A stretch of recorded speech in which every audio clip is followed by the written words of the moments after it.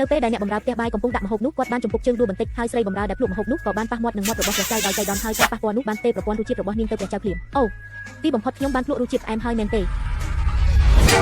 បន្ទាប់មកនៅទិដ្ឋភាពដ៏អស្ចារ្យមួយបានកើតឡើងមិនថាស្រីបម្រើញ៉ាំម្ហូបអ្វីក៏ដោយរសជាតិរបស់ម្ហូបនោះនឹងត្រូវបញ្ជូនទៅដល់មាត់ព្រះចៅយ៉ាងលម្អិតហើយរឿងនេះធ្វើឲ្យព្រះចៅដែលបាត់បង់រសជាតិមានសេចក្តីរីករាយជាខ្លាំងហើយទ្រង់បានតែងតាំងស្រីបម្រើនោះជាអាគមហេសីភ្លាមនៅពេលយប់នាងគិតថាព្រះចៅនឹងមករួមរស់ប៉ុន្តែព្រះចៅមកដល់ក៏ថើបនាងមួយខ្សឺបន្ទាប់ពីទទួលបានរសជាតិហើយព្រះចៅបង្គាប់ឲ្យហេបតីរៀបចំអាហារពេញតុក្នុងរយៈពេល20ឆ្នាំព្រះចៅមិនដែលបានញ៉ាំអាហារមានរសជាតិម្ដងណាឡើយអាហារមានរសជាតិម្ដងទេ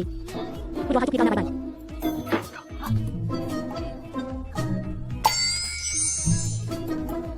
រឿងនេះ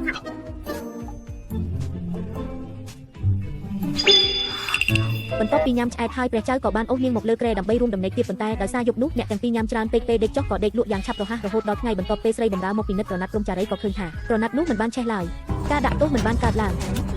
ខ្លួននាងបរិសុទ្ធខ្លាចថាយូរហើយ